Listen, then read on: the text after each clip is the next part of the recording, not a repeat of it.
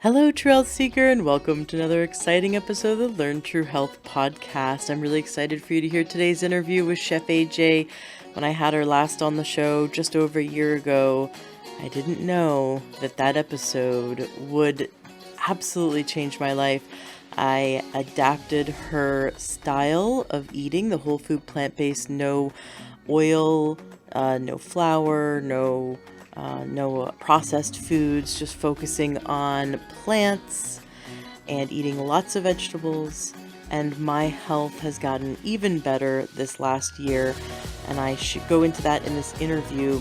We have some really fun things coming up.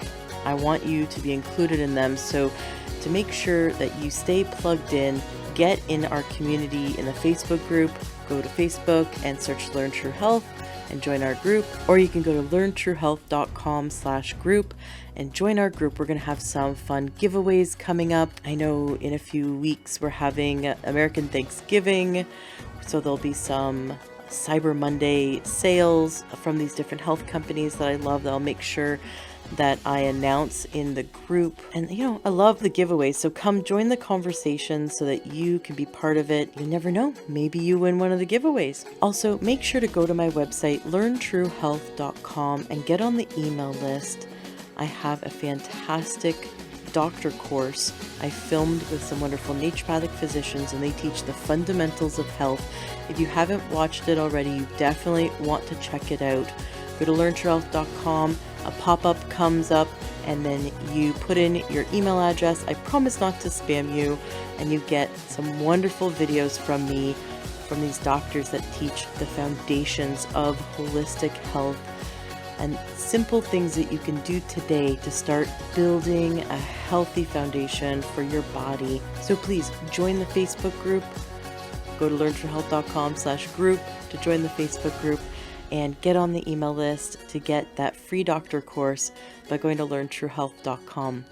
And if you love any of these episodes, please consider giving us a 5-star rating and review. It makes such a big difference. I read every single one of your reviews, and when you leave a 5-star review, it makes my day. So if you love this podcast and you feel that these episodes, these interviews are making a difference in your life, please feel free to leave a 5-star rating and review on iTunes or whatever podcast app you use, because I check them all, and it really does make a big difference. For me personally, I love seeing them, but also it helps others to know that this is a great show so that they will want to check it out. Thank you so much for being a listener, and thank you so much for sharing the Learn True Health podcast with your friends and family so that we can help as many people as possible to learn true health. Welcome to the Learn True Health podcast. I'm your host, Ashley James. This is episode 392. I am so excited for today's guest. We have back on the show Chef AJ. I had her on the show, episode 278. That was July 26, 2018. Man, has so much happened in the last almost a year and a half, right? And it's just been a whirlwind. I have become, since I interviewed you, I've become a raving fan of yours, Chef AJ. I think every single person on the planet should listen to our first interview and should get your books and should absolutely learn from you. You are a godsend. Thank you so much for the mission that you're on. You have a big cheerleader over here. Oh, thank you so much. I admire your work too. Thank you. Awesome. Well, yeah. So since July of 2018, having you on the show, I joined you have this outstanding Facebook group as part of your course. You have one of the courses, you have several online courses that are all community based, which I think is really helpful. And it's such a thriving community, and what I'm inspired by every week, it's really emotionally helped me to be in your Facebook group, because it's seeing the success stories of people transforming their lives through using food as medicine, whole food, plant-based diet, and the things that people are transforming is it's so beautiful. And every week there are dozens of stories. It's a very active group. And to have that level of support in the community, and people always are asking questions and always supporting each other. So it's this beautiful community. But what I see is you foster community wherever you go. And I think that's really beautiful because we're not alone in this. I love to expose these concepts that we often feel too ashamed to talk about, like addiction and emotional eating, overeating, binge eating, things that many, many people do and may not even realize they're doing because they've got, they have emotional issues, or maybe they're eating foods that are so hyperpalatable, they hijack the brain. And what we really want to do is figure out how to use food as medicine and how to heal our bodies and have optimal health. And you teach a wonderful way to do that in a way that's delicious. So, because your name is Chef AJ, so you do teach us how to make delicious food, right? I do my best. Yes, you do. Absolutely. I love every episode every recipe I've ever made of yours has been a huge hit. I made your lasagna. Oh my gosh. You mentioned in your book, I think the Unprocessed was the book that Mhm. your book Unprocessed has the lasagna recipe, and it's to die for. And I made both versions, one with the noodles and one with the eggplant. And both trays of it were eaten that day. And it wasn't just by me, it was the whole, like I had friends over. But you say in your book, this doesn't go in the freezer because there's never There's never leftovers. any leftovers. That's why I called it the disappearing lasagna, because honestly, I don't even know if it freezes because there's never been leftovers on that particular recipe. And that is the God's honest truth. I took that as a challenge, so I actually took the recipe and times it by 4, and I made 4 times the amount that the recipe calls for, and I have pictures, 4 giant trays of lasagna, and I baked them all, and I had friends over, and they wanted to all take some home. I mean, it was just, there was no leftovers. That lasagna was so good. And I added some zucchini, and I added some extra vegetables there because I was like, there's not enough vegetables here. Let's add more.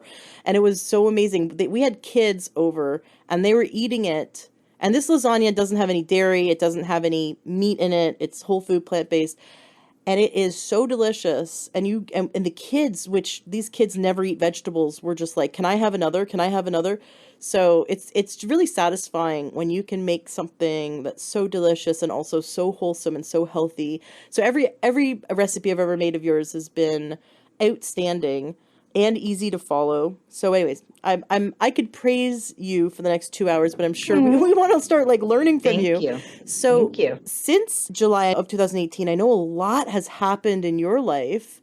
I'd love to Yes. hear the updates. What's been going on? So I've been busy, but in a good way. So one of the things I did is I changed where I live because, environment to me is like critical in anyone's success, whether it's success trying to lose weight or be happy in life. And I pretty much was born in Chicago. But not pretty much, I was born in Chicago, but I pretty much was raised in LA from the time that I was 11 until January of this year. And I love LA for so many reasons, but man, it's just not for me anymore. It's busy and it's crowded and it's noisy.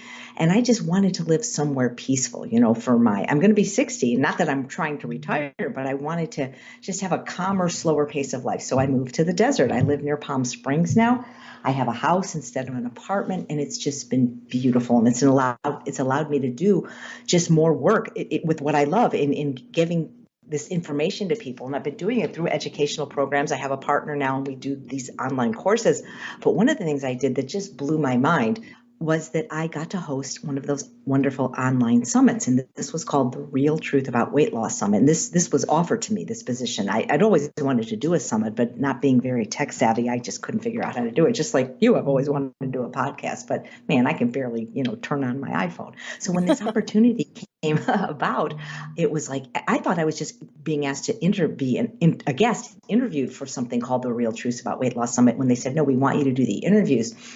It was amazing because I got to handpick the experts. There were a few that were already decided upon, maybe the people that I didn't know, but they were all great interviews. But I got to really handpick like the best of the best and create something that I'm going to forever be proud of because it answered the question, what is the real truth about weight loss? There's so much conflicting information and misinformation. And we had 34 experts that pretty much agreed about pretty much everything. There were, some nuances. Well, how many nuts should we eat? But for the most part, they all agreed. And it was interesting, Ashley, because as you know, when you're doing this podcast, you're listening to me, but you're also kind of involved. You have to watch the tech, you have to do things.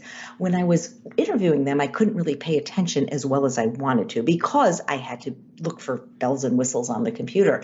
But then when we ran the summit and I listened again, I'm like, oh my God, we did the summit for free. I mean, people could buy it afterwards for a nominal fee to own the recordings. But I'm like, this information is like mind blowing. Why aren't these people on the cover of Time magazine,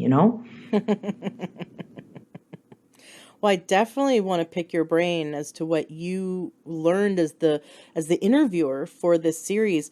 I watched some of the episodes or the interviews that you did, that you conducted, and I loved it. I loved the information. It was very thorough. I want to let you know that since starting following your protocol, I've lost over 40 pounds and kept it off. I'd been like yo-yoing my entire adult life, but keeping the second a diet would end, it was like, right? It would just all blow up in my face. And with your program, it's not something that you ever end. So it's something that and you never feel like you're deprived because of volumetrics. You eat to live. Your plate is full of delicious food. You never go hungry. Through eating how I learned through you and through Dr. Goldhammer and this whole food plant-based way, my body is just naturally, slowly, healthfully shed. Just went last week to my doctor. I go every few months just to my naturopath to get blood work and check in, and she had a smile on her face from ear to ear. She was so happy with my numbers. She was so happy with my slow and consistent and continual weight loss. Everything is coming into balance.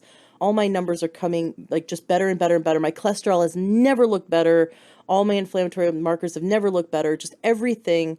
All my hormones are even better. I mean, it's just everything is better and better and better. All I'm doing is just filling my plate with this delicious food that's whole food plant-based. And I've been on over 30 diets, and I've never been on a diet where I felt completely satisfied, completely nourished, completely taken care of. And also my body was coming to a place of health more and more and more. Right. It really does work.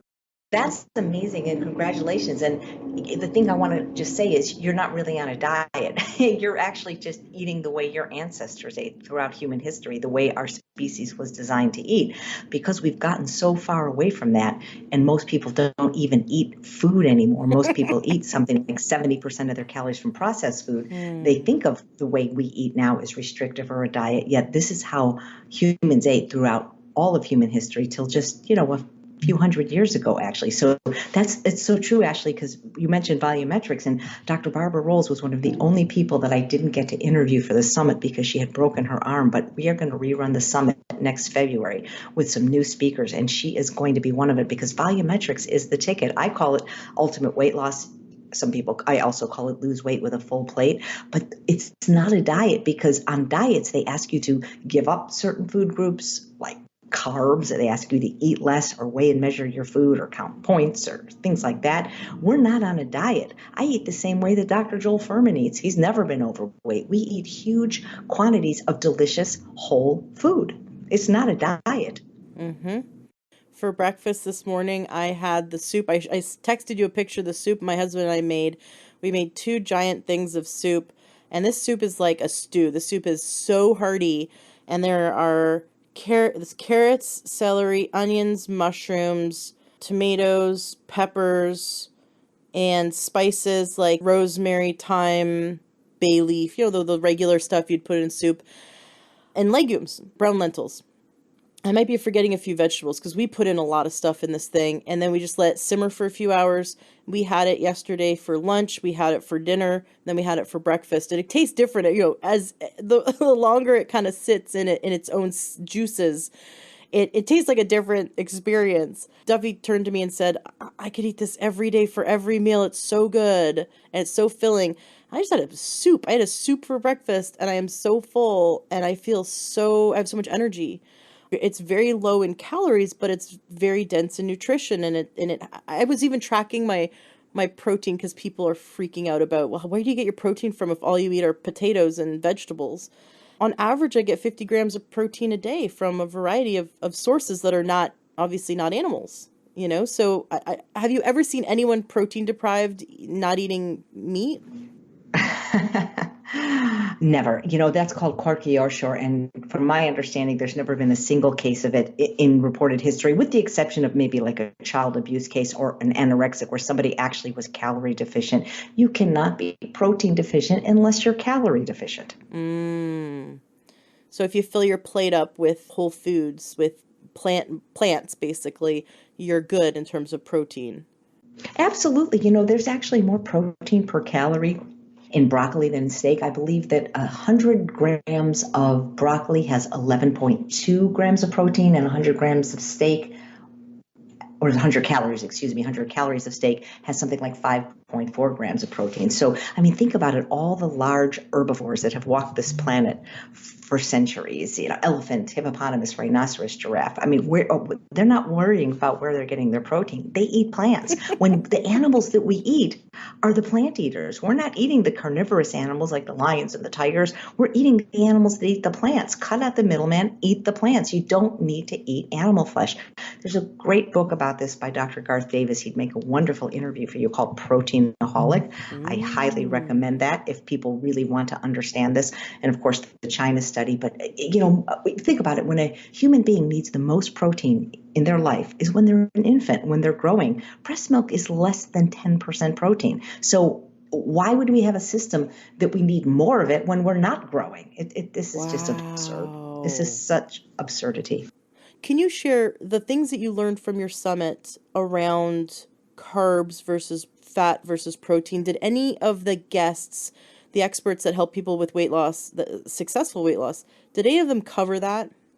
Well, they did. One of the things they covered was that it's the difference between complex carbs and refined carbs. So in other words, carbs have a bad rep. We shouldn't eat carbs. Carbs make us fat. But you can't just say carbs without knowing what the carbs are, because there are complex carbohydrates that are unrefined, found in nature, like sweet potatoes and winter squashes and legumes and whole grains. And then there's refined and processed carbs, which is what most Americans are eating that make them fat and sick, like flour and sugar and alcohol. So you can't just lump carbs all together. That's like saying, like you can't lump people together, saying like all these kind of people are bad. There's different kinds of people in all of these various groups, just like there's different kinds of carbs. And so definitely they explained that when you're eating the whole plant found in nature, that has the fiber and the water and the vitamins and the minerals and the phytochemicals and the micronutrients all intact, that is so different to your body than when you're stripping the fiber away and having these processed carbs like flour and sugar, which go through the same refining process, by the way, as drugs and alcohol.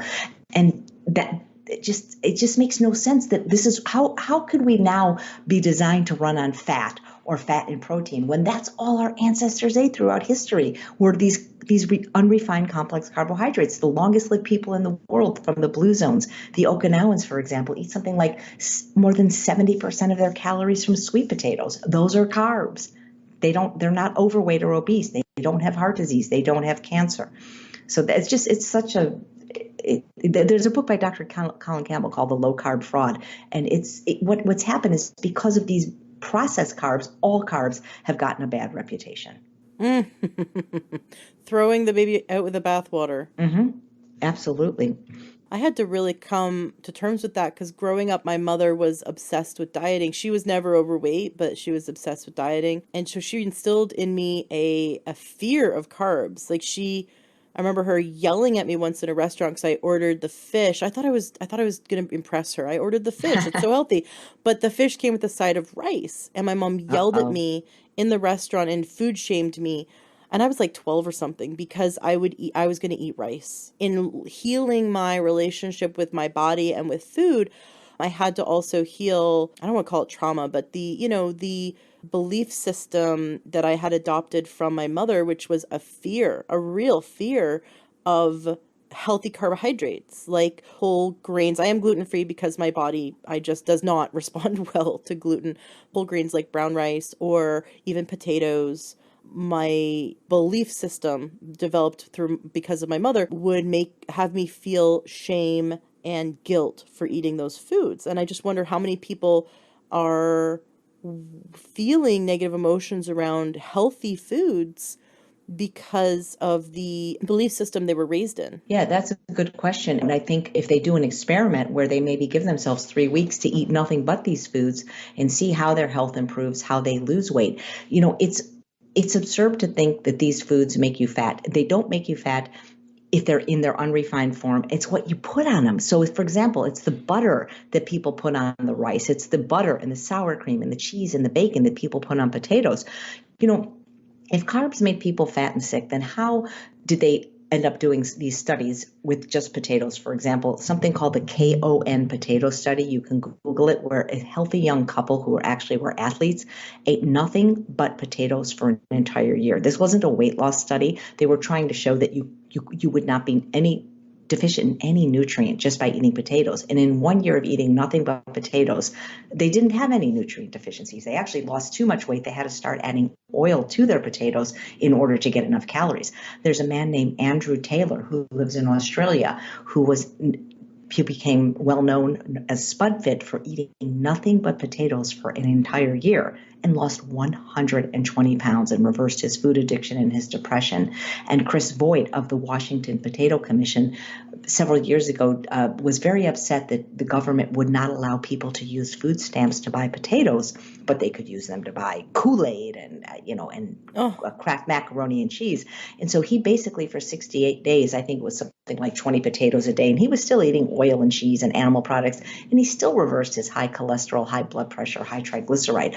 I mean, carbs are what, they're the fuel that our body is designed for. Just like you wouldn't put lemonade in your gas tank.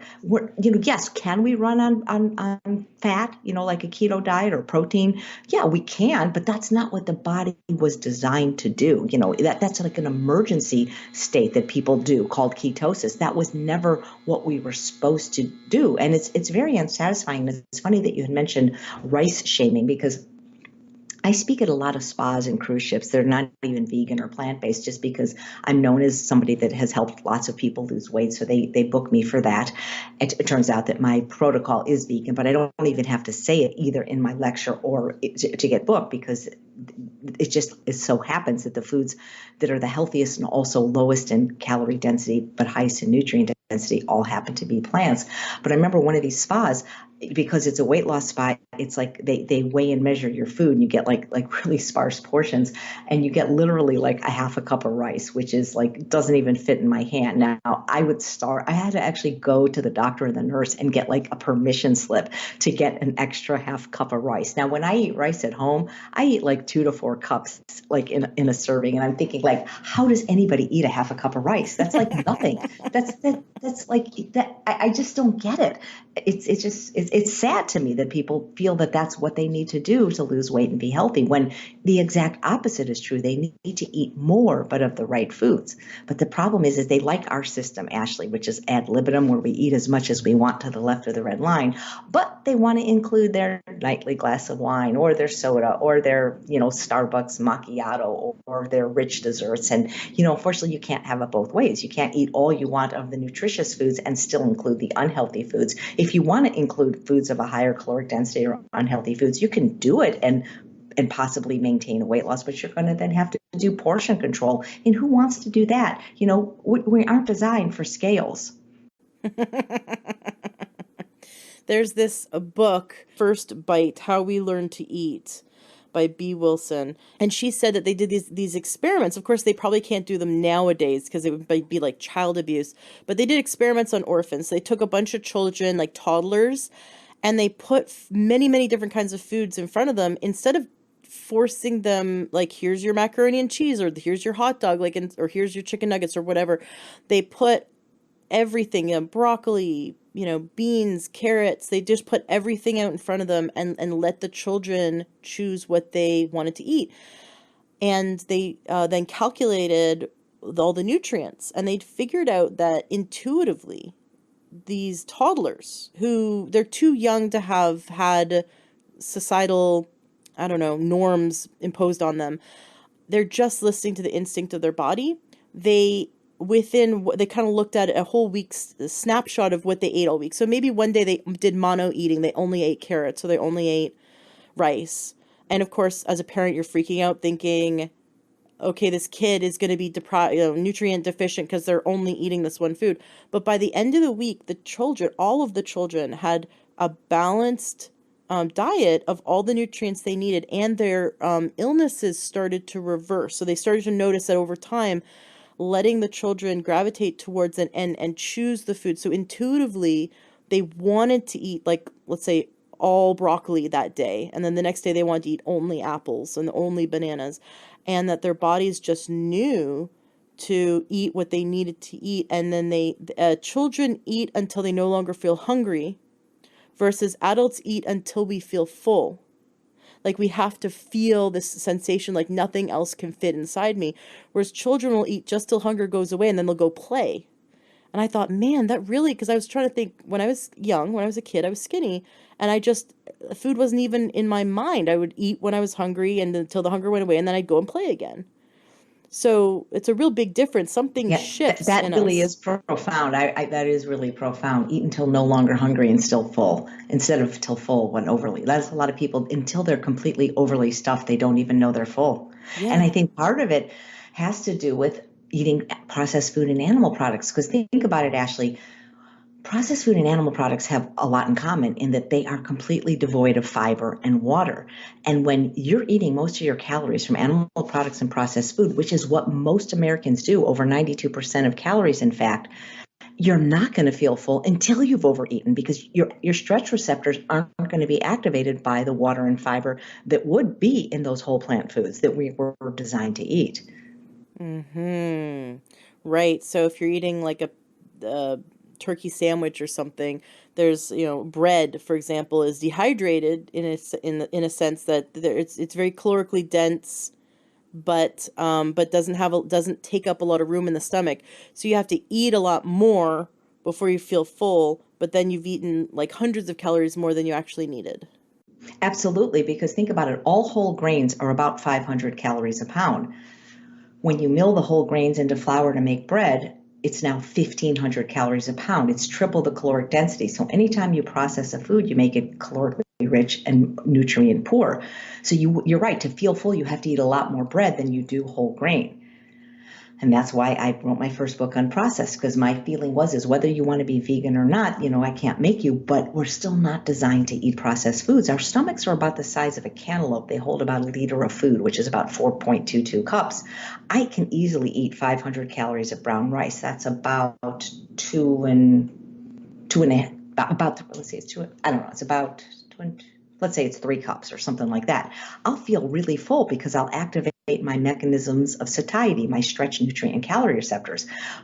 But if I have to eat that much flour or bread, I won't feel full because they won't activate the mechanisms of satiety. See, water is so important. I don't mean just drinking water, which of course we should, because water in and of itself has no satiety. It won't make you feel full. Even if you drink a gallon of water, it'll make you feel full for a little bit, but it exits the digestive tract too quickly. But when water is bound to the whole natural food, like the fruits, vegetables, and whole grains and legumes, it not only has weight, but it creates bulk because it's attached to the fiber, and that bulk is what creates satiety that allows us to stop eating before we're overly full. That's why people mutilate their bodies and have gastric bypass, is to make their stomach, which was not, about 4.22 cups, now hold maybe a cup or less, so that they will get in touch again with what it feels like to feel full. Whereas if you just change the composition of what you eat, that's nature's gastric bypass.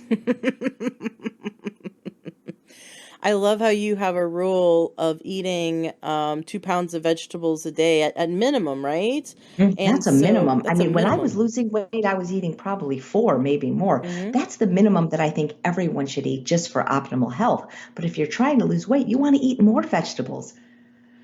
Vegetables are the food that are not only lowest in caloric density, but highest in nutrient density. And whenever your diet is nutrient deficient, you're going to overeat on calories looking for nutrients, but you're looking for them in all the wrong places.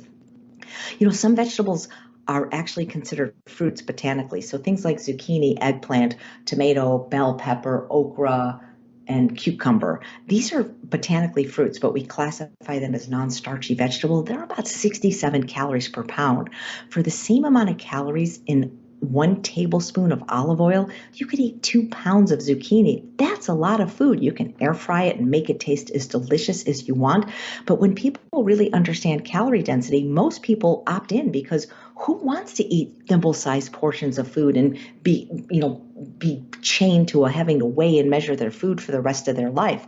So vegetables are incredible because they fill you up on so few calories. It's almost as if you burn more calories in the chewing and the digesting of the vegetables than even in the vegetables.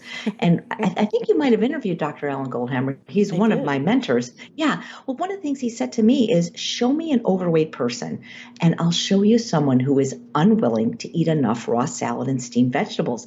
That really is one of the greatest secrets to weight loss and weight maintenance and good health, is to eat more vegetables. And people like, oh, I could never eat 2 pounds. Really? Because they don't have a problem eating a 2 pound box of See's candy. It's not that much, 2 pounds of vegetables. And that's true. If you were trying to eat 2 pounds of raw kale, that would be a lot.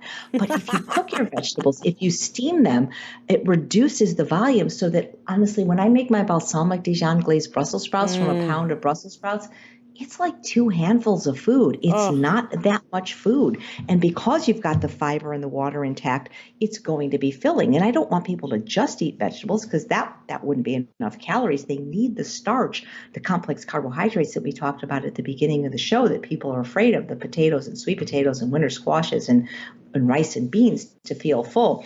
But I mean, that is really the secret. Every meal you eat, even breakfast, make sure that half of your plate is non-starchy vegetables. You do that, your health will soar, your weight will decrease if you need to lose weight, your skin will glow. Like, I'm almost 60, and if people watch my YouTube channel, there's some episodes where I've got a lot of makeup on because I play around with makeup. I've actually, since I live in the desert, I don't wear it anymore because it's just too hot and it would just melt off your face. But I had enjoyed in the past wearing makeup. So you'll see some of it. Boy, she wears a lot of makeup, but really most of them now, nothing, no makeup. And people say, oh my God, your skin glows. Well, it's the vegetables. It's the fruit and the vegetables, the antioxidants. Most Americans are on an antioxidant poor diet. They look for these health creams or these potions to put on their skin with antioxidants. You've got to take them internally by eating lots of fruits and vegetables. That really is, it seems so simple, but yet so few people do it. I love that you bring up this idea of antioxidants. Actually, that's something that Eric Thornton, who's I told you about, who's been on the show several times, he says, humans don't make their own antioxidants like vitamin C. Now, we do make glutathione. It's very hard for the body to make glutathione. There's a lot of cofactors. The liver, it's very expensive, I should say, to the body for the body to make glutathione. So that's our own antioxidant.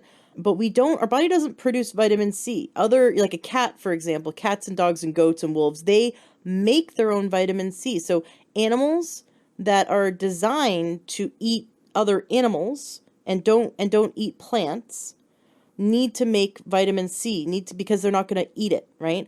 And that's another argument for why we're supposed to be plant-based. We need to eat the vitamin C. We need to take in the antioxidants from the plants because our bodies don't produce it. And so we need to bring it in as much as possible because we're not going to get it. So like these animals that don't produce it, get it from their food, like get it from the plants, right? So plant eaters don't produce the vitamin C. I'm sure a zoologist could correct me if there's any animals that are an exception, but my understanding is that animals that do produce vitamin C are pretty much almost exclusively eat meat, and animals that don't produce vitamin C and other antioxidants don't do so because they were designed to get it from plants. It does make sense what you're saying. There's really nothing you can't get from a plant-based diet that you can get in a better or more utilizable form in an animal-based diet. There's only one exception, vitamin B12. And it's not because animals contain vitamin B12. It's because they eat the dirt, which we have very good hygienic practices now, and the soil is depleted. That's where the vitamin B12 is. People think, you needed the cow to get the B12. The cow got it from eating the grass because the dirt is where the B12 was. So that's really the only thing that people have to worry about. And the truth is there are just as many carnivores that are B12 deficient as vegans. So it's not even really something to worry about. Right. You're saying that people, regardless of what diet they're on, whether they eat meat or not, there's a percentage of the population that are B12 deficient. It's because they don't get enough of that bacteria, basically.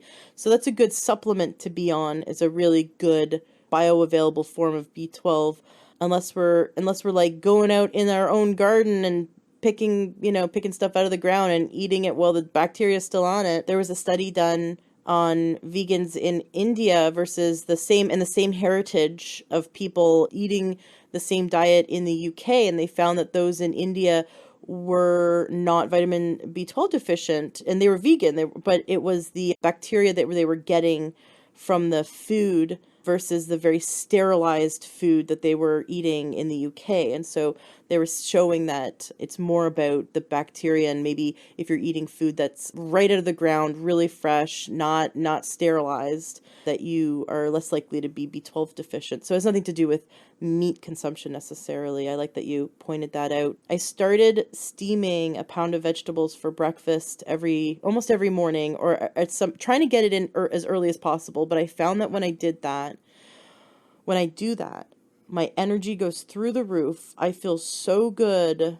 My family's been able to quit caffeine and not even feel a blip, not even feel caffeine deprived. Some people go, I could never do a day without. If I get a pound of vegetables in the morning, that's like my cup of coffee now.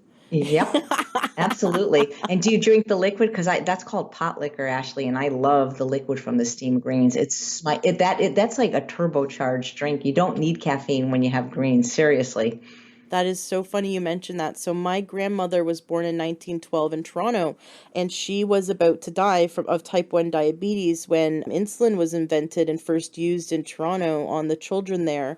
She was one of the first to ever receive insulin, and she lived to be 77 years old, would have kept living, but it was very hard to manage. Back in the 80s, it was 1987, harder back then to manage type 1 diabetes, and so she fell into a coma, and we didn't catch her in time because she was still living on her own in her own condo. She taught me as a child to steam vegetables and then let the water cool and drink the water, and that was one of the things she did every day, and was one of her secrets to her health. So I love that you brought that up. Absolutely. And it's delicious, and it tastes different every day depending on what vegetables you use. If you use something like butternut squash, for example, it's going to be really sweet. But I love pot liquor. It's the best. I didn't know it was called that, actually, until I spoke in New Orleans. I just thought it was broth, but it's really good. So are there actually nutrients? Is there like a noticeable amount of nutrients in the water, or is it just great to hydrate with flavorful steamed water? Yeah, I'm sure that there's nutrients. They say something like 30% of the vitamins and minerals of vegetables are lost during cooking. But if you're steaming them, if you drink the water, you're not missing out on any of them. How many minutes do you steam your vegetables for? So it just depends if I'm doing it on the stove or in the pressure cooker. So if I'm doing it in the pressure cooker, my Instant Pot, and they're not cut up small, the greens, I might do as much as 5 minutes.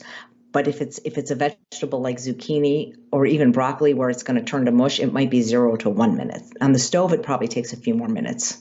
It just till the water boils. Yeah. You've got some fantastic videos on YouTube. I love all your cooking videos on YouTube. You make it really accessible. I really enjoy that. What other points really stand out in your mind? Did you have any aha moments as you were doing your summit? Yeah. Oh, God, so many. Because I almost wish I could have been a guest on my own summit after the summit to just to summarize everything I learned. But one of the things is there's a movement called like health at every size, and of course we should never make fun of people, criticize them, blame them, shame them for having any kind of disability or disease. And I think of being overweight or obese as a disability.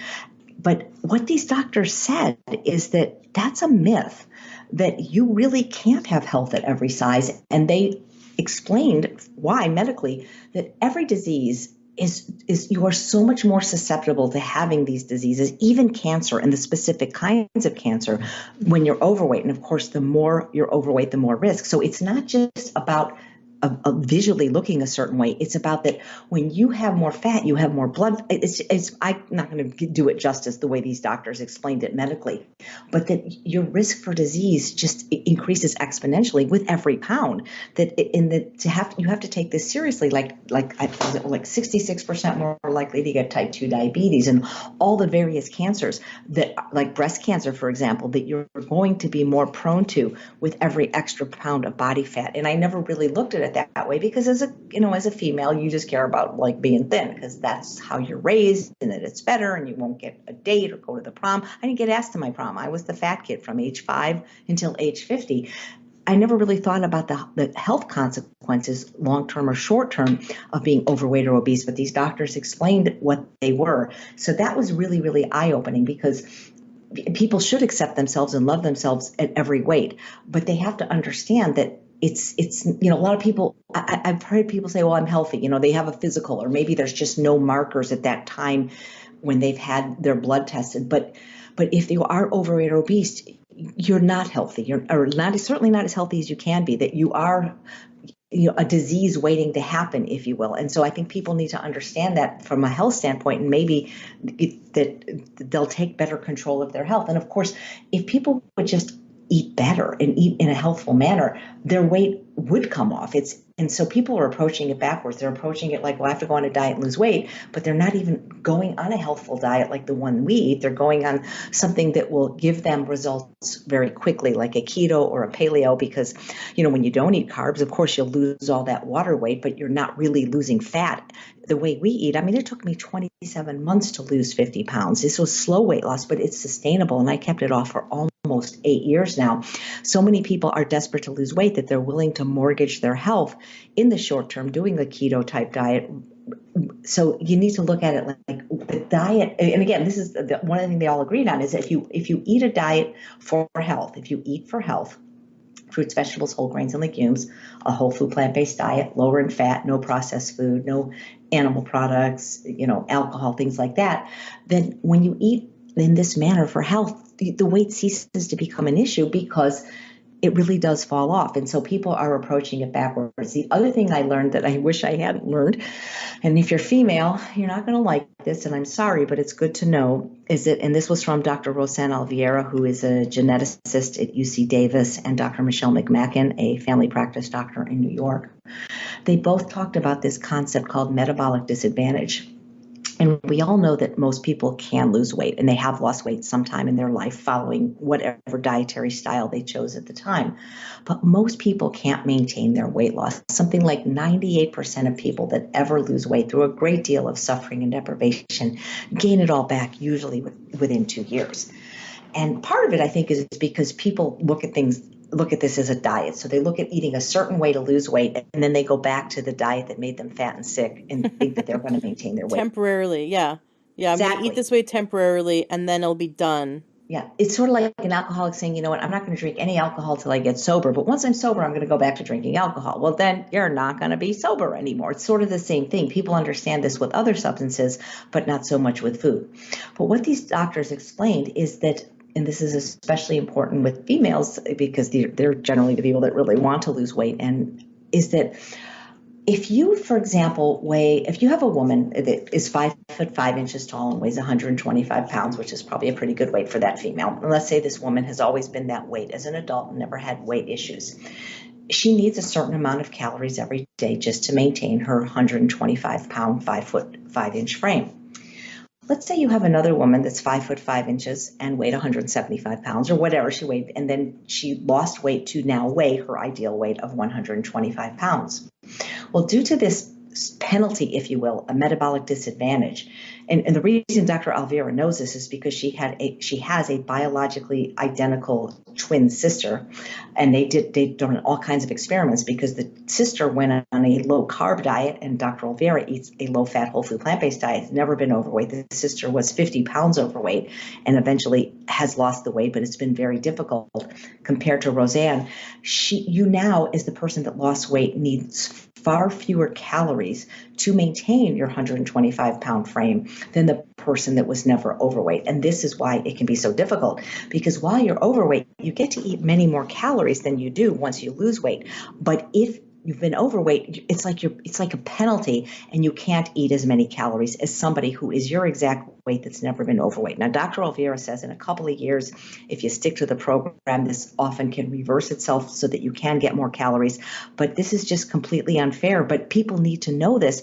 And when they know this, if they follow the way of eating I recommend, losing weight with a full plate in accordance with the principles of calorie density, they can still eat large volumes of food, maybe even more food than they ate before, and still maintain that weight loss without going hungry. But they need to know that they can't go back to eating the way they were eating before they lost weight. That's one thing when I first went this way of eating, I was hungry all the time. And my first thought, and I think I even asked you in our interview, or I think I asked you maybe outside the interview, I can't remember, but I remember going, am I protein deficient? Because again, I was a newbie. I was eating lots of vegetables and lots of, legumes and beans and nuts and seeds and all that, but no meat. And I was hungry 45 minutes after, an hour after eating a meal, and I couldn't figure out why. And I think you were the one that told me, you're not eating enough. And I was like, oh, because my plate would be, I'd fill my stomach up, and it would only be like 200-300 calories Yeah. because it's a potato and some beans and some broccoli, and it was delicious, and maybe put some like homemade salsa on it or something. Again, very low calorie, very high dense nutrition wise, lots of fantastic vitamins and minerals and really great nutrients for the body. But then an hour later I was hungry, and so I'm thinking, is it because my body's missing something? And it's like, no, I just didn't eat enough food. I just need to eat Right. more. So that's one thing that happens when people transition into this, is that they're hungrier because they think they just eat a potato and some beans and some, spinach, and that's only like 300-400 calories. It's not what they're used to. They're used to like 1,200 calories a meal, right? Right. Absolutely. And that's why it's really important, in my opinion, to understand calorie density so that you know you have to eat more to weigh less. You have to, because if you apply the same thinking to your previous dietary failures, to this way of eating, you will starve, because, like you say, vegetables are 100 calories a pound, fruit 200 to 300 calories a pound, sweet potatoes 400 calories a pound. We need to eat, well, however many calories we eat, we need to eat several pounds of food a day in order to feel full. Dr. Barbara Rolls at Penn State University, who studies human eating behavior in her laboratory, the author of the book Volumetrics that you had mentioned previously, she discovered that we all eat about 3 to 5 pounds of food a day. Now, an Olympic athlete, is going to eat more than a 4'10", 90-year-old woman. Of course, not everybody eats the same amount of food, but most of us consistently eat between 3 to 5 pounds of food per day. We need to eat that much food in order to feel full. And so when you change the caloric density of your food, if you were eating most of your calories from animal products and processed food, which are of a very high caloric density, they are what I call to the right of the red line, you wouldn't need as much food. But now, if you're lowering the caloric density to 600 calories per pound or less, fruits, vegetables, whole grains, and legumes, you're going to need to eat a greater volume of food in order to feel full. And this is a mistake people make. Another mistake they make is they shun the starch, because there's the starch, meaning the fruit, the whole grains, the legumes, the potatoes and winter squashes. People are still afraid of starch, so they'll give up the animal products and the oils and the processed food and the alcohol, and they'll just eat fruits and vegetables, which is very healthy. But it's a mistake, because without starch, you won't have that satiety, that feeling of fullness that tells us to stop eating. No starch, no satiety. Starch is to the hunger drive what oxygen is to breathing, and that is what's going to make you satisfied. So it's as if, the fruits and vegetables, they fill, think about like you have a box, and if you just filled it with packing peanuts, there'd still be lots of space in the box, and you need to fill the whole box, and your stomach is like that box. So you can fill it with the packing peanuts, with the fruits and the vegetables, but there's still like a lot of space left over. You need to have the starch. So the starch is going to make you feel satisfied, but the fruits and vegetables are going to make you feel full. So that's why you want to eat half your plate, vegetables, and then the other half mostly starch with maybe some fruit. And you'll feel full, you'll feel satisfied. If you have a lifestyle related disease like heart disease or type 2 diabetes, most people will be able to reverse it, and many people will be able to prevent it by eating the way that our ancestors ate. I like that you brought up type 2 diabetes. I used to have type 2 diabetes and I reversed it by shifting my lifestyle and my diet. Originally, when I shifted it, I went low carb. It felt like a long uphill battle with constantly checking my blood sugar. It took a long time to get to a point where I didn't have diabetes anymore. I noticed I could easily recreate blood sugar imbalance. Going on this diet, I kept hearing all the experts that I've interviewed say you can absolutely reverse type 2 diabetes 100%. You can even get type 1 diabetes to be more efficient. Like some people have reported getting on 75% less insulin needed after eating this way. And yet it's the most carbs they've ever eaten in their life. So I was tracking what I was eating and it was over 200 grams of carbohydrates a day eating this way. And I thought, this little voice in my head's thinking, you're crazy. You're going to give yourself diabetes, right? And of course, the most of my brain went, no, just listen, just wait and see. You're going to be impressed. Little critic in my head. And sure enough, I like a month after eating this way, I took my blood sugar like 2 hours after a meal and burst into tears. I'd never seen healthier blood sugar in my life eating this way. My blood work, I just got back from the doctor, and I haven't been diabetic for years, but it's, always monitoring it. And my blood work is, like, my insulin is super healthy. A1C is like 4.7. I mean, and I'm eating more carbohydrates than I ever have in my life. They're just the right kind. And so for those diabetics that are listening, who are afraid to eat a banana or afraid to eat a potato, it's like why is it that when we cut out the meat and the fat from the oil, the processed fat, like the oil, and we eat a whole food plant-based, why is it that balances blood sugar? Everyone's blaming the sugar. Right. And when the problem is fat, and who can Right. answer that question for you beautifully other than Dr. Neil Barnard is Robbie and Cyrus. They have a program called Mastering Diabetes. They Mm-hmm. are both type 1 diabetics, and they actually have a podcast too. They'd make great guests individually or together for you because they can totally explain why a high carb, low fat diet works beautifully for health, for reversing and living with diabetes for the people that are type 1, and also just for preventing other common diseases of lifestyle and reversing them like obesity and heart disease. It's just Yeah, I had one of them on my show. That's what convinced me, because they have type 1 and type 2 diabetics eat nothing but bananas for the first 3 days just to kind of reset themselves. And people are freaking out, but then they're like, wow, my blood sugar's coming back into balance, and I can't believe it. So that's what had me kind of go, wow, this is really real. And there's something about fat that clogs up the cells. And it seemed totally, I mean, we're myth busting, but it's going against the mainstream narrative. The mainstream narrative is diabetics need to cut back. Basically diabetics should go on keto is what the mainstream narrative is going towards, right? And yet that's going to create further problems with insulin resistance down the road. absolutely. And the thing is, it works. I mean, they get better numbers, but then they're creating heart disease for themselves, So, it's It only works as long as they're in ketosis, but then the second they eat even an apple, they're having problems because it's actually the fat that's creating more and more insulin resistance. It's the wrong kind of fat, like a fat, if you ate like a handful of walnuts, it's not, going to do it. It's the processed oils and the meat and the dairy. It's just amazing looking at the science of food and how we can heal the body.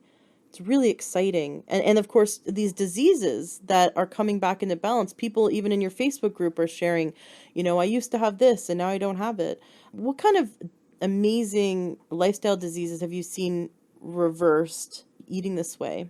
oh my gosh, so many. Just this week, and when I spoke at a conference, a lady came up to me, and she is on the donor list for a kidney, and because of eating this way, it just keeps getting delayed. So I don't know if she's still gonna need that kidney or not. But the point is she's not in dire kidney failure anymore. It's just she just keeps getting better. And they're like, oh, we don't necessarily have to do this now. I had somebody come up to me once and said, I didn't even buy your book. I just watched you on a YouTube show. She goes, and I reversed stage 4 kidney failure. I mean, that's unbelievable, I right? love I it. mean, usually by then they're getting ready for dialysis. So it's unbelievable what it will do if people will just give it a chance. I mean, heart disease is the one you hear all the time, high triglycerides, high cholesterol, high blood pressure, that you hear all the time, because we know that from Dr. Esselstyn, Prevent and Reverse Heart Disease, if people eat this way, that those things are pretty much guaranteed to improve. But as you said, type 2 diabetes, type 1, no, I've never seen anybody completely reverse it. But like you say, they have lowered their need for insulin dramatically and gained health in other ways. Cancer, I can't say anybody said, well, who knows what they're preventing with this, but I've never seen anybody like just reverse their cancer eating this way, but I've seen them improve their health so that when they have to go through the procedures that they often get with chemotherapy or radiation, that their health just improves, while they're doing it. And then, I would never say that, eat this way, you won't get cancer, or you reverse it. No, but I think you will just greatly improve your health on so many levels that when you're dealing with any kind of disease, it's going to be so much easier. Well, of course, obesity. I mean, people, as you know, from being in the Ultimate Weight Loss group, people have reversed that. We've had, people lose 300 pounds. That was the most spectacular one, but it's very common for people to lose 50 and 100 and keep it off.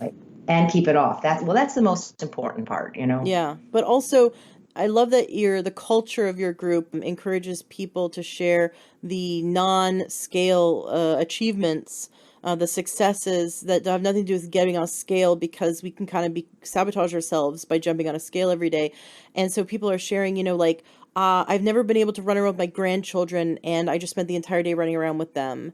Or I've never been able to go hiking with my dogs, and now I can. Or I'm fitting into clothing I haven't been able to fit into since college.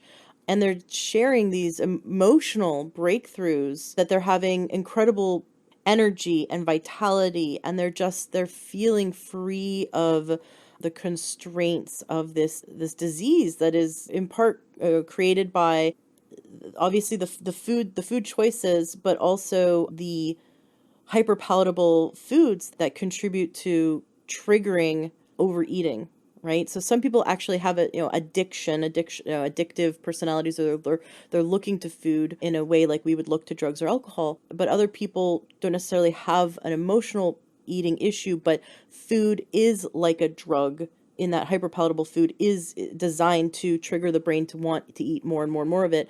It's like cleansing the palate. When we eat the way you teach us to eat, it cleanses the palate and calms the mind. So now the mind's not being hijacked by food anymore. Absolutely. Yeah, we call them non-scale victories, NSV, which is also an acronym for non-starchy vegetables. But yeah, that you're right, that those are so much more meaningful, especially, not that they're more meaningful than losing the weight, but they're more immediate in a lot of ways, because people don't realize that you don't lose weight overnight. You lose about if you're a female, you lose about 2 ounces of fat a day, and that's why weighing yourself is one of the worst things you can do while you're losing weight, especially if you weigh yourself every day, maybe every month. But you can have other things like improvement in your markers, like blood pressure and all the numbers like cholesterol and triglycerides and things like that, or getting on the floor and playing with your grandchildren. I mean, to me, that's the reason to do it, Absolutely. Any other keys that stick out in your mind that really were big aha moments when you were doing your interviews for your summit? Yeah. So it's funny, because one of the things Dr. Alan Goldhammer, who I mentioned previously as my mentor, he has this funny thing where he says, I assess a person's intelligence by how much they agree with me. And I actually spoke very little in the summit. I had about 4 questions that I asked each guest for the 1-hour interview, but it was really mostly about the guests, and I was kind of just there to run tech. But I had about 4 questions that I asked everyone. And what was interesting is that there was something that I have been teaching since day one when I started coaching people or running the Ultimate Weight Loss Program, first in person and then online, was the importance of your environment when you are trying to lose weight or recover from an addiction or just improve your health or lifestyle in any way. And people would always get upset with me, and I'm not a doctor, and they would just like, well, I can't, it's too hard, I live it, all these excuses. Every single person on the summit said how critical the environment was. From Dr. Doug Lisle, who said we must work harder on the environment than we do ourselves. From fitness guru John Pierre, we must sanitize our environment. From there was one saying about they have this saying in AA, not LA, but maybe in LA at the AA, whereas if you hang around a barber shop long enough, it's just a matter of time until you get a haircut. I've been saying for people for years that if it's in your house, it's in your mouth. And it's not a question of if you will eat it, only when. But then when we have the co-author of the China study, Dr. Tom Campbell, saying if you have temptation anywhere in your environment, you will fail, people actually listen because he's a doctor. So the environment is critical towards your recovery from an addiction of any kind, towards your success for weight loss. We're not designed to eat these foods, and we're genetically hardwired to always consume the most concentrated source of calories in our environment. And if it's in your house, you're going to eat it.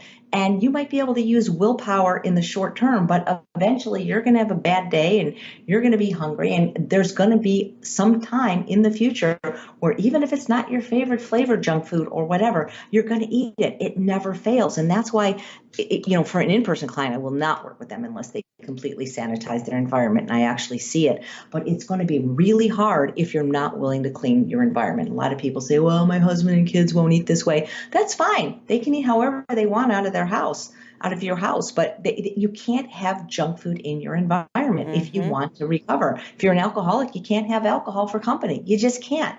And you got to know it's the same thing with these high fat, high calorie, hyper palatable foods. So it was really reassuring to hear that I've been on the right track for the last 20 years, explaining to people the importance of cleaning their environment if they want to affect permanent dietary and lifestyle change. So that was great to have that reinforced. And then the other thing that I also teach after the environment is clean is you've got to have some kind of preparation. You can't just like clean the environment of all the crap and then just have no food in your house. You'll be like Mother Hubbard with a bare cupboard.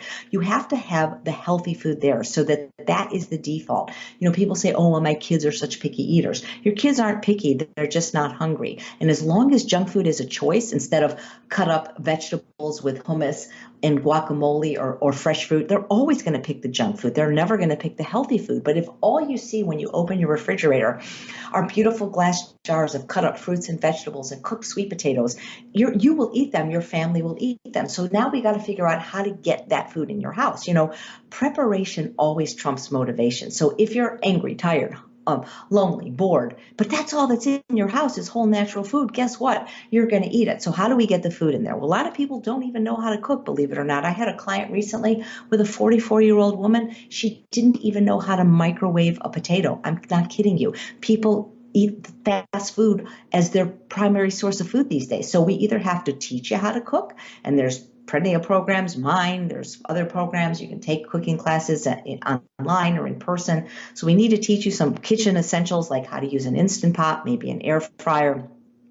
So we either got to teach you how to cook or we got to get the food in there some other way, like maybe using one of these whole food delivery services where you can get the food delivered to you either dehydrated or refrigerated so that the food is there, or you got to get somebody else to do it and it's not as expensive as you think. So, it's like you need the environment clean, but you need the preparation to have the good stuff in the environment. And these sort of go hand in hand. And then I would say, the third leg of I don't know how many legs does a stool have, 3 or 4? Well, the third leg of the triangle, I'm not sure, but I think about it as sort of a threefold process. You clean the environment, the bad stuff, you learn how to get good stuff in the environment on an ongoing basis, and you find a community to support yourself. Many of the experts said that was really important because no man is an island, and when you're asking somebody to do something that goes against the norm, that's completely different that possibly their friends and family. See, it's great that your family did this as a unit, but not every family will be cooperative.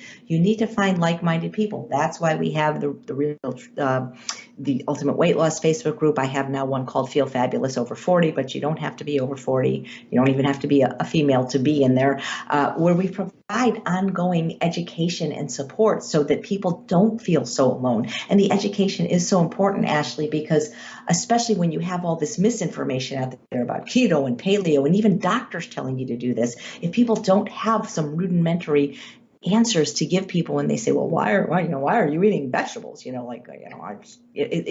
need some kind of education and support system so that they don't feel alone. And when you're with like-minded people and you're raised up and supported by people that are on the same path as you, that's really a wonderful thing.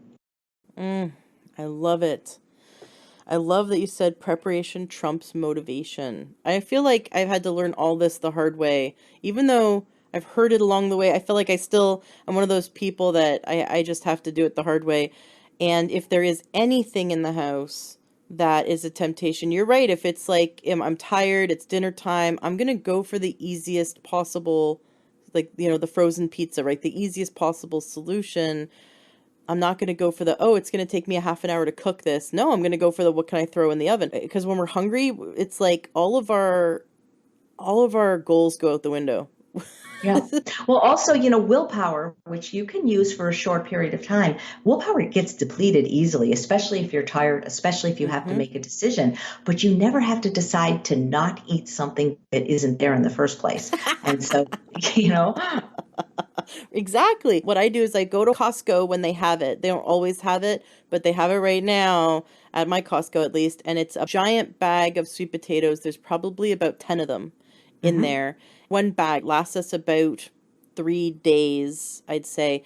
We also had a farm close by. You Pick Farm. So we did this all summer long and it was all organic. And they had two kinds of potatoes. And I would fill up buckets, like giant bins of potatoes, having a ton of them in the house. And then I bake a bunch, like I get a huge thing that fills the oven and I bake 6 to 8 big sweet potatoes at a time, 375 or 400 degrees for 90 minutes. I just let them go, and then I peel them and I have them in the fridge and they're ready to go cold. I'll eat them cold as a snack. I'll have half potato as a snack, like in between interviews.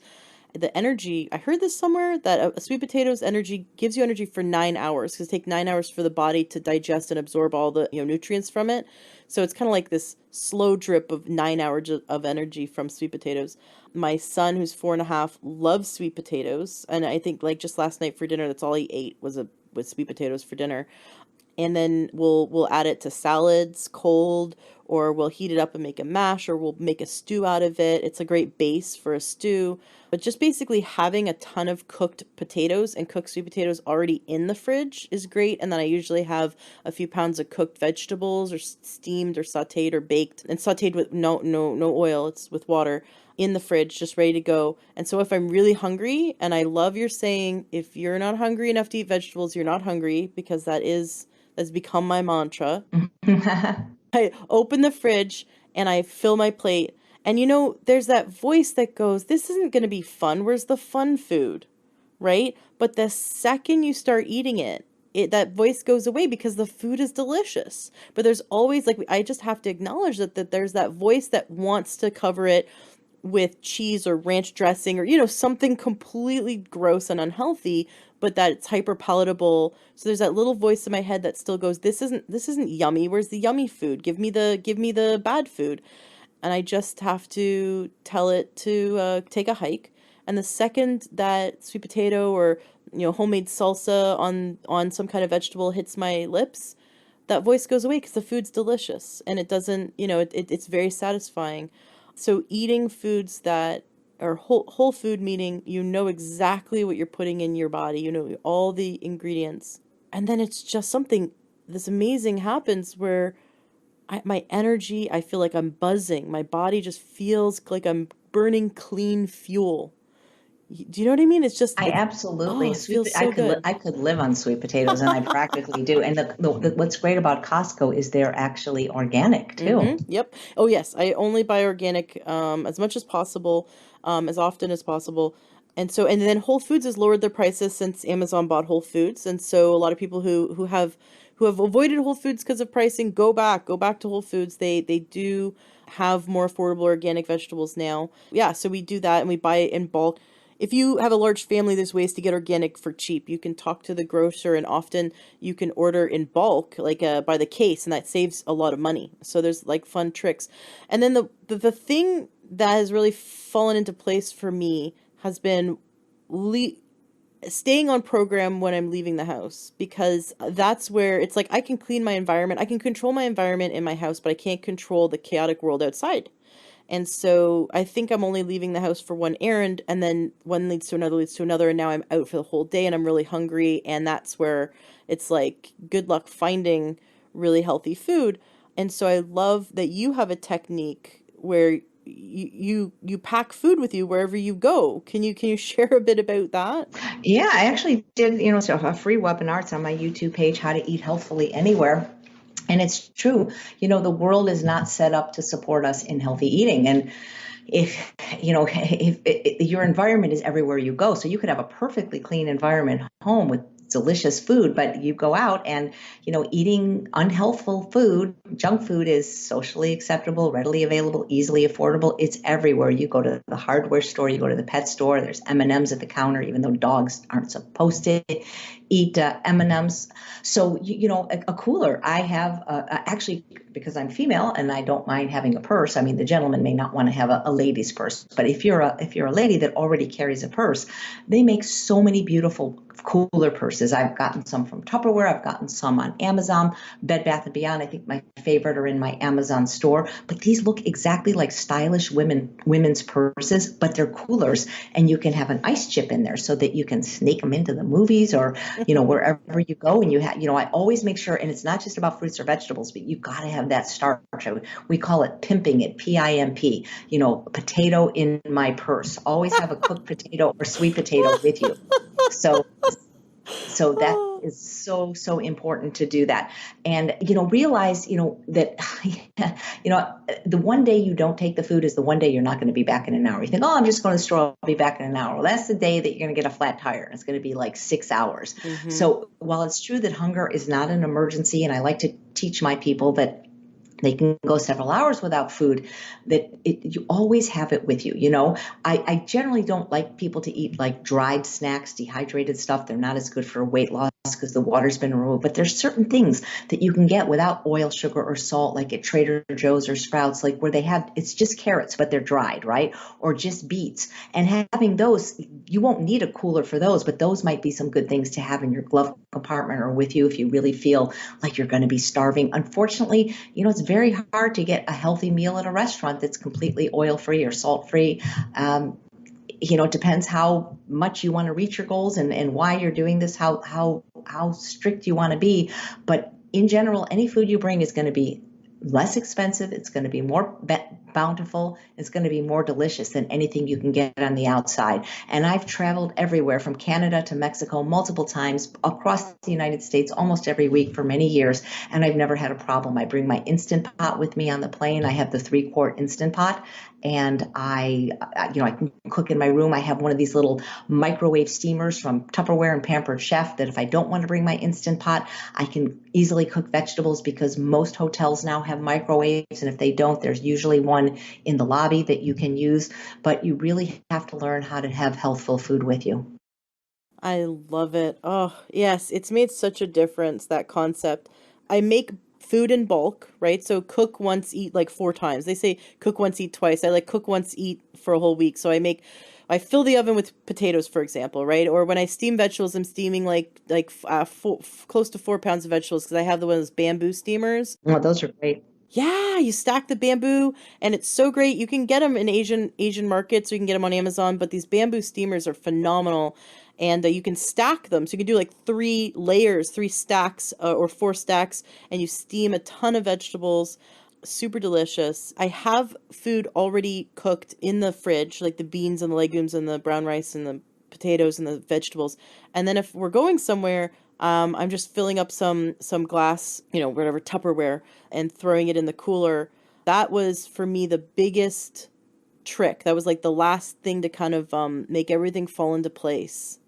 Because if I were to eat out at a restaurant and go, eat, even if it's vegan food, it's still covered in oil and just filled with salt and sugar and all kinds of stuff. I would feel kind of crappy for a few days after eating that. But then the cravings come back, right? And then Mm-hmm. it's like a mental mind mess for a few days, because then I'm like fighting this little voice in my head saying, "Oh, you deserve this, or you should have this, or why can't you feel so deprived?" And then it's like becomes more of a mental, emotional fight, It's so hard. It's right? it's just the first bite is the only bite that anybody can refuse, and I just think it's so much easier than to stay on track, at least for me, than to constantly trying to have to get back on track. So seeing how you do it has really helped. And you talked about taking it into the movie theaters. My friend Naomi, who's a listener, so she's listening. Hi, Naomi. Her and my husband and I went to see the premiere of The Game Changers last month, and she brought in her cooler purse. She baked and seasoned chickpeas just like popcorn, right? So we just popped these wonderfully seasoned chickpeas into our mouth, and then I think she had like a hummus and dip, and then she had baked some kind of zucchini cookies that were like, she did some fantastic thing with vegetables and made them into like these like cookie looking things. And so we just, oh, it was like I didn't feel deprived at all. I didn't want that oily, salty popcorn and all the, actually no one in the theater was eating bad food. It was kind of funny because they were all they were all on board already. But yeah, we were sitting there just feeling really satisfied, bringing our healthy food into the movie theater. I love that. I love the ability to feel prepared, and it, Yep. it actually gives me it gives me a sense of well-being to feel prepared, no matter what. It feels so good eating this way that I want to stay on this path. It's obviously working because my naturopath says that my blood work keeps getting better and better and better every few months that I get it taken. So not deprived at all. I just love it. I love it. I mean, it's kind of like the skeptic wants to ask this question. The skeptic in me goes, has anyone ever gotten unhealthy eating this way? Has anyone ever like gone like, man, my doctor put me back on steak because this just wasn't working for me? Well, I mean, I haven't had a client that has happened to that really has followed the program, the way it was laid out.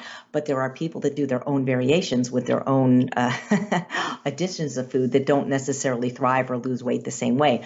What I've seen though, when people have been told to go back to meat by their doctors, it's often the unhealthy vegans that are not following a health promoting diet, that are just vegans for ethical reasons, which is great because I am as well, but they eat a junk food diet and they get some kind of a disease and their doctor says, oh, well, it's because you didn't eat meat. And I have seen people go back to eating meat because of ill health, but not when following a whole food, unprocessed plant-based diet with enough calories from delicious fruits, vegetables, whole grains, and legumes.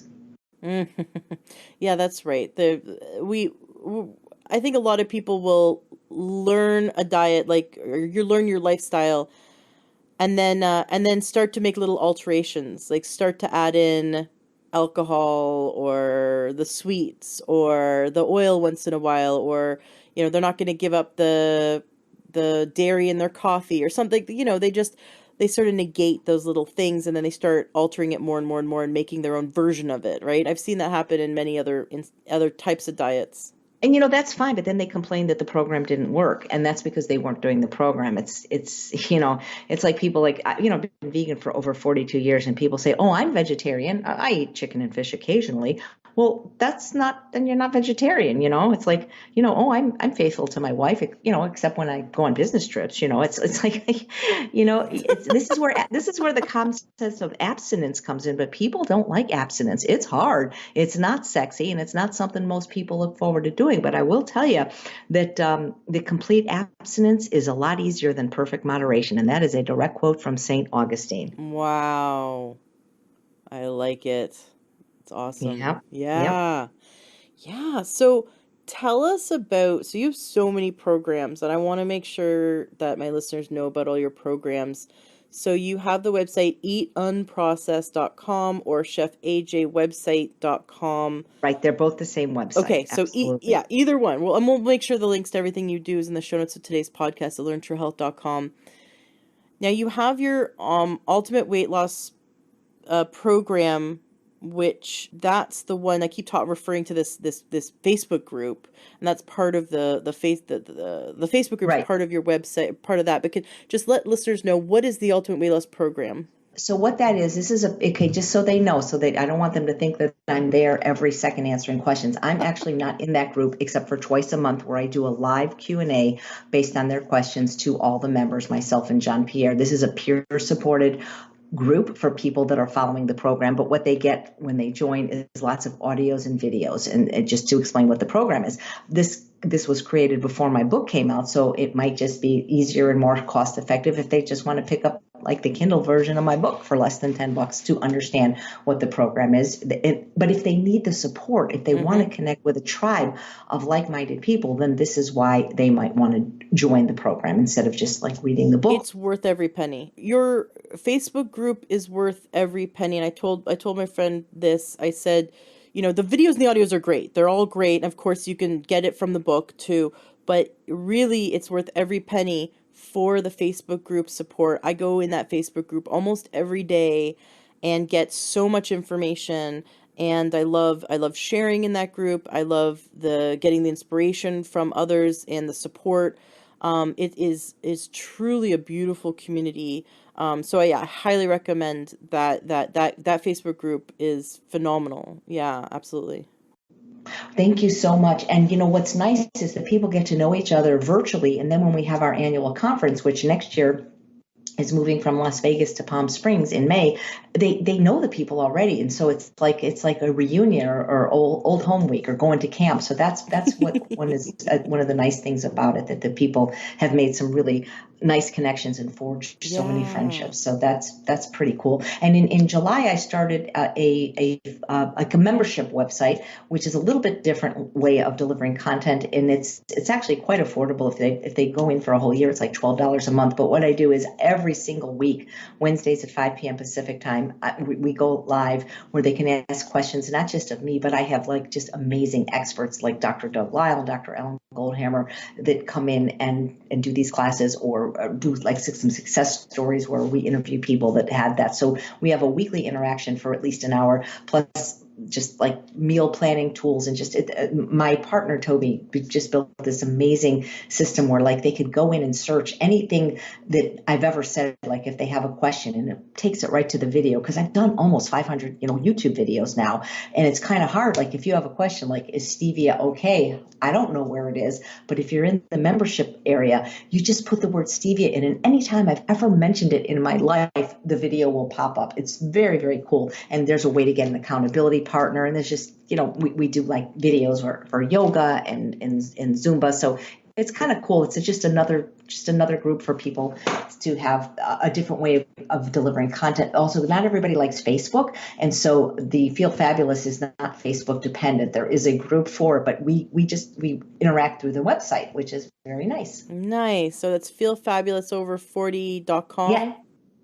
Yeah, and if they go to /register, they can have 2 weeks for free. So we wanted to do that because we don't want somebody in there that's going to be unhappy. So we give everybody 2 weeks for free, and they can see if they like it. They can print out the recipes, they can create their own customized meal plan, find an accountability partner. I mean, the longer this goes, the more videos there are, but there's just tons of these. Like, not everybody can be with you live at 5 p.m. on Wednesdays. Many people are, several hundred are always there on the group videos, which we do through Webinar Jam, but they can watch these as often as they want, and it's kind of a really cool website. So check it out; you might like it. Awesome, very cool.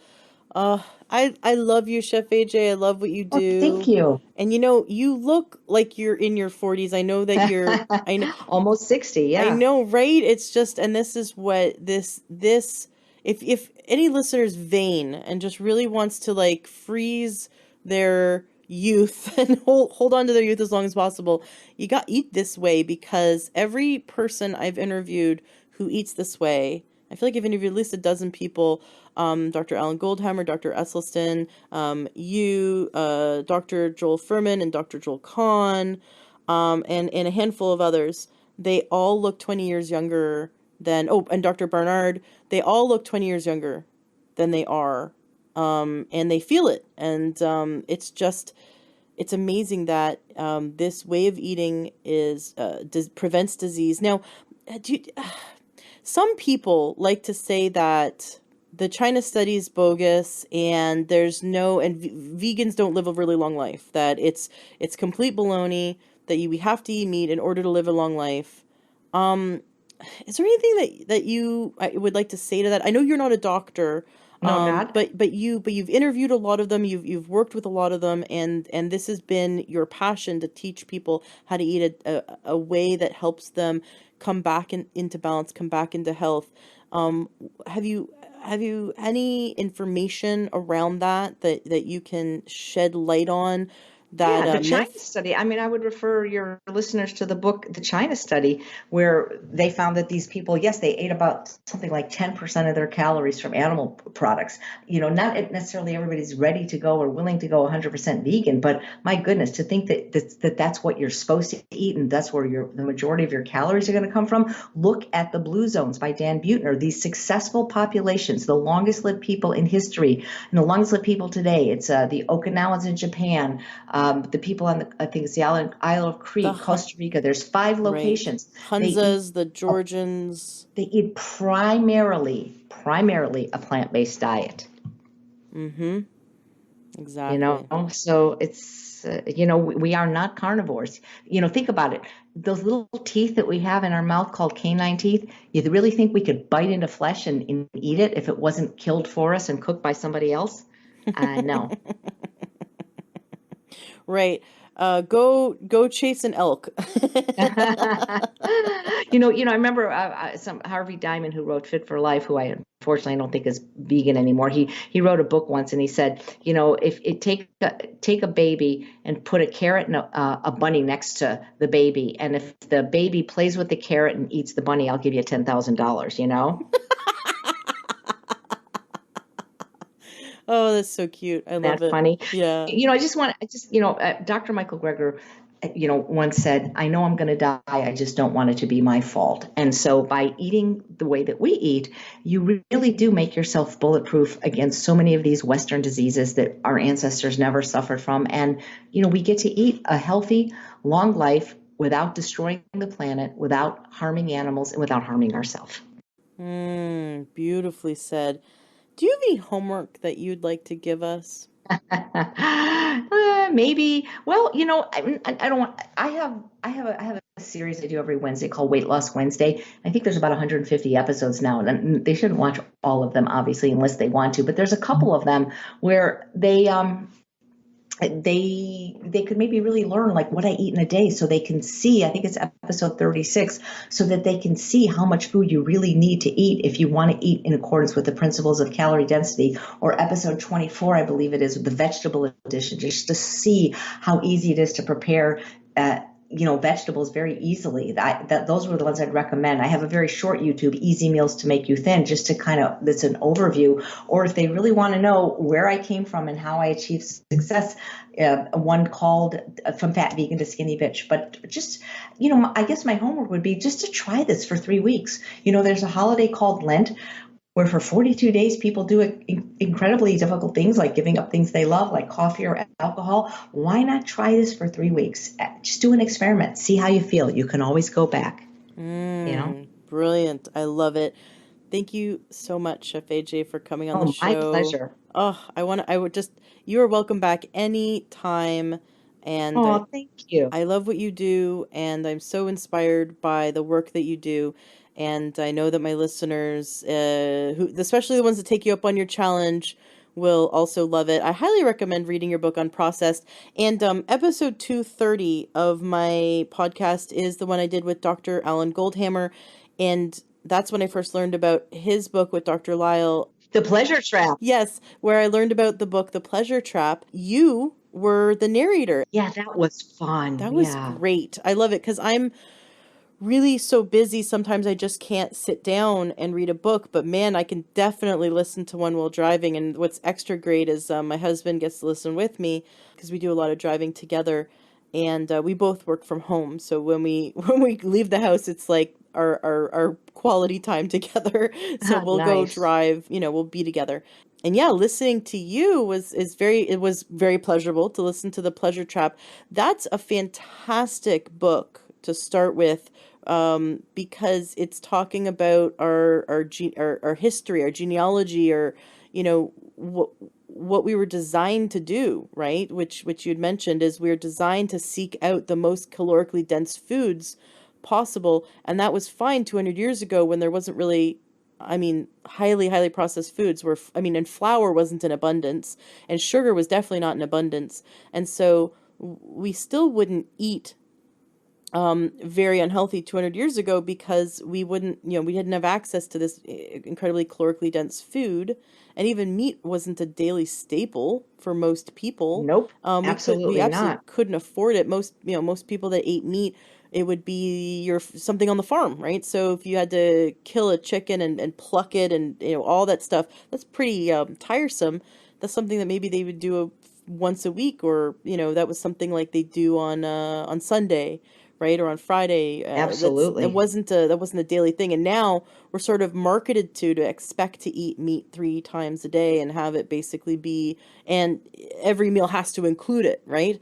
And so it's been all marketed to us, our belief system. That's why I love the movie, the one that's about to be on Netflix. So really It's on soon. now. Are you Is it? talking Is about it? Game Changers? Because Game Changers is on Netflix and Amazon Prime, at Is least it right on now it right now? is. Okay, It is. it's on Netflix right now. I thought it was on the 26th. So it's on Netflix right now.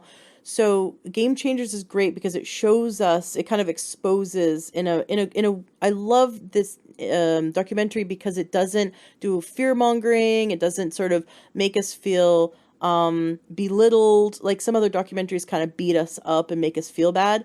This documentary, not at all. It feels really positive, but it does show us and expose how much our choices that we make every day are actually we've been programmed, we've been brainwashed by years and years and years of marketing. And so looking at that our bodies want to, because it's part of our how we survived for however many thousands of years and however many generations, we've looked for the foods that are the most pleasurable, and that's because which is the pleasure trap, because the pleasurable foods are the high density caloric foods to help us survive famines. And so this whole book, which your audiobook is wonderful, so listeners can just get it from Amazon and listen to Chef AJ narrate The Pleasure Trap by Dr. Goldhammer and Dr. Lyle, helps us to understand why eating the way you teach us to eat is actually the healthiest for our brain and our body, and also for our emotional state. So it's really beautiful because it helps break that addiction. So if someone finds that they're addicted to drugs or alcohol or food, this is a fantastic book and a fantastic diet as well. So I love that. Thank you so much Yeah, for all that. absolutely. I love that Absolutely. book. It's that book was a game changer for many people. Mm-hmm. Well, and Yeah. I hope this interview and your information will be a game changer for many people, as I know it has been for me. Is there anything that you'd like to say to wrap up today's interview? Let's see. I think I've said just about everything. Just eat plants and fit into your pants. I just wanted to make sure I squeezed every drop of Right. wisdom I could get out of you before Right. saying goodbye. So eat plants, everyone. Yeah. Eat plants, fit into your pants. That's what I say. Eat plants, fit into your pants. Love it. Yep. Okay, Thanks, fantastic. Ashley. Awesome. Thanks, Thank you. everybody. Take care, everyone. Hello, true health seeker. Have you ever thought about becoming a health coach? Do you love learning about nutrition and how we can shift our lifestyle and our diet so that we can gain optimal health and happiness and longevity? Do you love helping your friends and family to solve their health problems and to figure out what they can do to eat healthier? Are you interested in becoming someone who can grow their own business, support people in their success? Do you love helping people? You might be the perfect candidate to become a health coach. I highly recommend checking out the Institute for Integrative Nutrition. I just spent the last year in their health coaching certification program, and it really blew me away. It was so amazing. I learned over 100 dietary theories. I learned all about nutrition, but from a standpoint of how we can help people to shift their life and shift their lifestyle to gain true holistic health. I definitely recommend you check them out. You can Google Institute for Integrative Nutrition, or IIN, and give them a call, or you can go to learntruehealth.com/coach and you can receive a free module of their training to check it out and see if it's something that you'd be interested in. Be sure to mention my name, Ashley James, and the Learn True Health podcast, because I made a deal with them that they will give you the best price possible. I highly recommend checking it out. It really changed my life to be in their program, and I'm such a big advocate that I wanted to spread this information. We need more health coaches. In fact, health coaching is the largest growing career right now in the health field. So many health coaches are getting in and helping people, because you can work in chiropractic offices, doctors' offices, you can work in hospitals, you can work online through Skype and help people around the world. You can become an author, you can go into the school system and help your local schools shift their programs to help children be healthier. You can go into senior centers and help them to shift their diet and lifestyle to best support them in their success and their health goals. There's so many different available options for you when you become a certified health coach. So check out IIN, check out the Institute for Integrative Nutrition, mention my name, get the best deal, give them a call, and they'll give you lots of free information and help you to see if this is the right move for you. Classes are starting soon. The next round of classes are starting at the end of the month. So you're going to want to call them now and check it out. And if you know anyone in your life who would be an amazing coach, please tell them about it. Being a health coach is so rewarding, and you get to help so many people. Are you looking to get the best supplements at the lowest price? For high quality supplements and to talk to someone about what supplements are best for you, go to takeyoursupplements.com, and one of our fantastic True Health coaches will help you pick out the right supplements for you that are the highest quality and the best price. That's takeyoursupplements.com. takeyoursupplements.com. That's takeyoursupplements.com.